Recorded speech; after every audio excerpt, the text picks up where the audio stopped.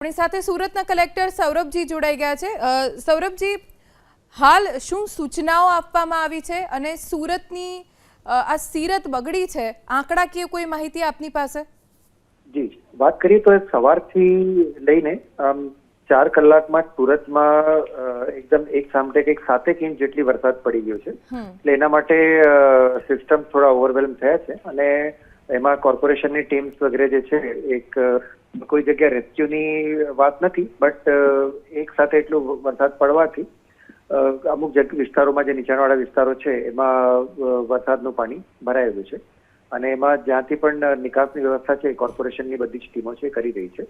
બાકી અમે સાવચેતીના ભાગરૂપે સ્કૂલોમાં આજે રજા જાહેર કરી છે અને બાકી જે બીજી આનુષંગિક વ્યવસ્થાઓ છે જે રૂરલમાં કામરેજ અને વિસ્તારમાં થોડા વધારે વરસાદ છે તો ત્યાં અમે આનુષંગિક જેટલી પણ સાવચેતીના પગલાં લેવાની સૂચના જે છે બધાને આપી છે। કોઈ એવી માહિતી ખરી કે સૌથી વધારે વરસાદ કયા ઝોન કે કયા વિસ્તારમાં છે, સૌથી ઓછો કયા વિસ્તારમાં?